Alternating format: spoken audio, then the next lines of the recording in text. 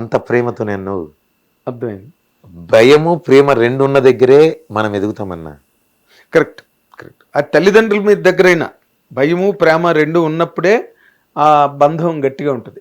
తల్లిదండ్రులు, నా తల్లిదండ్రులు ఏంటి అనే దానికి రిఫ్లెక్షను నిన్న మీరు నాకు ఫోన్ చేసి మాట్లాడినప్పుడు మీరు మాట్లాడిన మాటల్లో నుంచి చెప్తున్నా.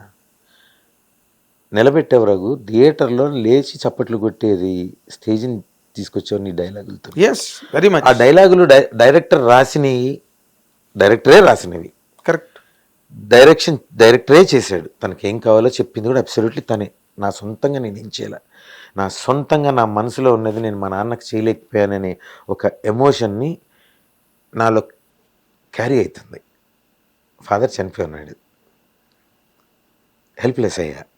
వెరీ హెల్దీ హ్యాపీగా ఉన్న క్యాండిడేట్ ఏమైపోయిందో తెలియకుండా 1 month 1.5 month total I last him. Influence ఉంది, డబ్బు ఉంది, కానీ ఏం జరుగుతుందో తెలియదు, ఏమైందో ఆయనకు తెలియని స్టేల్ ఆయన ఐ లాస్ట్ హిమ్. ఎలా? క్యాన్సర్ అన్నారు, ట్రీట్మెంట్ చేశారు, బట్ ఇట్స్ నాట్ క్యాన్సర్. ఓ, చనిపోయాడు. ఎందుకు చనిపోయాడు తెలియదు. చనిపోయిన 10 రోజులకి రిపోర్ట్లు వస్తే నో ఆరిజిన్ ఆఫ్ క్యాన్సర్ అని ఉంది. అప్పుడు 2 కీమోలు ఇచ్చారు. ఎవరు ఐడెంటిఫై చేయలేపారు, ఏమొచ్చింది తెలియదు. కాసేపు స్టేజ్ 4 ప్యాంక్రియాస్ క్యాన్సర్ అన్నారు. స్టేజ్ 4 ప్యాంక్రియాస్ చాయిస్ లేదు. కానీ హెల్దీగా తిరుగుతున్న వ్యక్తి, రోజు 15-20 వేల స్టెప్పులు ఆఫీస్లో ఫ్యాక్టరీలో అటు ఇటు తిరిగే వ్యక్తి సడన్గా వామిటింగ్ అయ్యి ఇంటికి వచ్చి కూర్చున్నారు. వామిటింగ్ అవుతుంది వాడిని 18 కిలోలు వెయిట్ లాస్ అయిపోయాడు. నేను యూఎస్లో ఉన్నా. అరే ఏదో అంటున్నారా అంటే పరిగెట్టుకుని వచ్చా.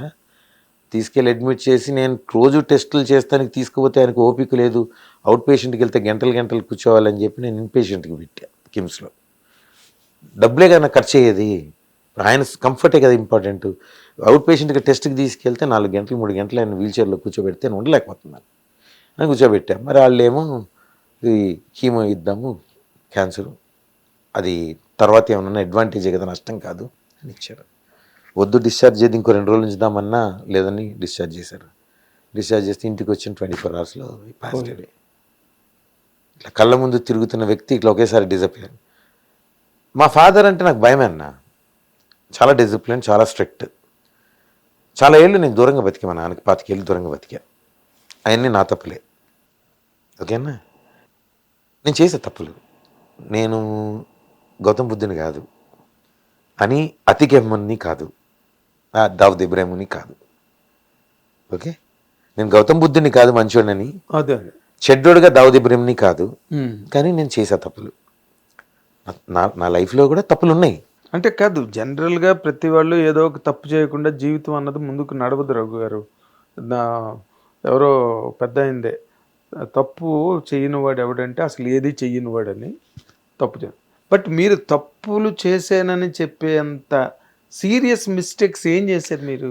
ఇక అది అంటే I don't want to open up all that shit అన్న. లైఫ్లో ఒక షిట్ అది అంతేనా? నాదే తప్పులు, నావే. నేను చాలా ఘోరమైన తప్పులే చేశా. అంటే ఆయనకున్న పేరు ప్రఖ్యాతులకు కానివ్వండి, ఆర్మీ ఆఫీసరు, మంచి పేరుంది, సొసైటీలో ఒక ఇది ఉంది. అలాంటిది బయటకు వస్తే పలానా రఘు అని అంటే తలకాయ దించుకునే స్టేజ్ తీసుకొచ్చా, చేసా. అది చేసిన పని ఒప్పుకోవడానికి అదే ఏముందన్న. అదేలేండి, చేసాం. పశ్చాత్తాపాన్ని మించిన ప్రాయశ్చిత్తం లేదంటారు కదా. చాలా ఏళ్ళు గ్యాప్ ఉండే.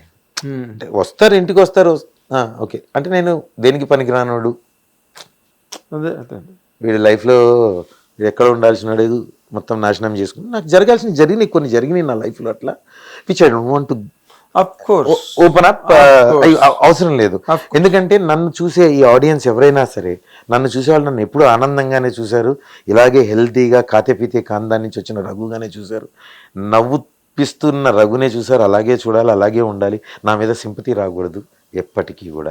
ఇప్పుడు సింపతీలు మీకు ఇందాక నేను మొట్టమొదటి చెప్పా, సినిమా యాక్టర్లు కూడా మనుషులే. సేమ్ అన్నా, సేమ్.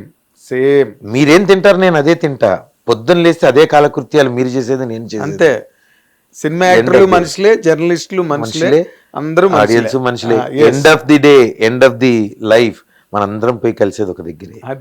అది ఇంకా అల్టిమేట్ ఫిలాసఫీ. అది అల్టిమేట్. అంటే మీరు మీరు అన్న మాటకి నేను అన్నా, మనిషి మిస్టేక్లు చేయడం, తెలిసి కొన్ని, తెలియక కొన్ని, ఫోర్స్డ్గా కొన్ని, గ్రూపుల వల్ల కొన్ని, అండర్ అన్అవాయిడబుల్ కండిషన్స్ కొన్ని, ఇలాంటివి రకరకాల ఆస్పెక్ట్స్ ఉంటాయి. But all those things if really ఒక లైఫ్ ప్యాటర్న్నే డిస్టర్బ్ చేసేటట్టుగా ఉండడం అన్నది కొంచెం నా కెరియర్ని కొన్ని సిచ్యువేషన్స్లో కొంత నా కెరియర్ని కూడా ఇబ్బంది పెట్టాయి. నా ప్రొఫెషనల్, నా బిజినెస్ లైఫ్ని కూడా ఇబ్బంది పెట్టాయి. దాన్ని వాడుకున్న వాళ్ళు చాలామంది ఉన్నారు. నా వీక్నెస్లను వాడుకున్న వాళ్ళు చాలామంది ఉన్నారు. అదే నా తప్పులే నన్ను బాధించాయని అంటున్నాను కదా. అదే అవి నేను రియలైజ్ అవ్వడానికి ఎప్పుడు రియలైజ్ అయ్యానంటే, స్ట్రగుల్స్లో పడినప్పుడు నేను రియలైజ్ అవ్వలేదన్నా. ఆ బలుపుతోనే బతికా స్ట్రగుల్స్లో కూడా. నేను సక్సెస్ అయ్యాక రియలైజ్ అయ్యా, దీనమ్మ జీవితం, ఈ కొడుకులంతా నన్ను గిట్లా వాడుకొని వదిలేసిర్రా.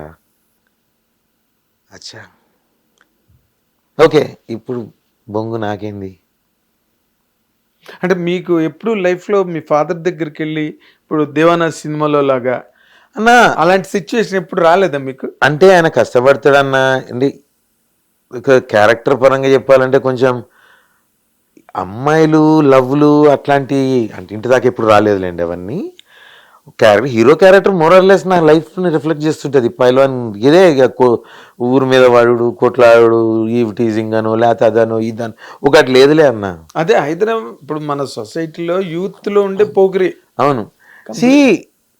మీరు ఒక మాట నిజంగా రఘు, నాకు నువ్వు చేస్తున్న ప్రతి సెకండ్ నాకు చాలా గొప్పగా అనిపించావు, నేను ఎక్స్పెక్ట్ చేయలేదు అని అంటే మీరు ఆ మాటలు మాట్లాడడం నాకు ఎక్కడికో రిఫ్లెక్ట్ అవుతుంది. వాస్తవానికి ఇప్పుడు చెప్తున్నాను, ఆ రోజు నాకు సీన్ చదువుకున్న రోజు, అరే మా ఫాదర్ ఏదైతే ఫీల్ అయి ఉంటాడు ఇదే ఫీల్ అయి ఉంటాడు కదా, ఈ ఫాదర్ ఫీల్ అవుతుంది కదా. మరి కదా, ఏ ఫాదర్ అయినా ఫీల్ అయ్యేది అదే రాశాడు ఆయన, శ్రీకాంత్ డైరెక్టర్. గీడేంది నాది రాసిండా అనే ఫీలింగ్ నాకు ఏర్పడింది అన్నది. డబ్బింగ్ చెప్తూ కూడా నేను ప్రతి సెకండ్ ఫీల్ అయినా. If you notice my voices also.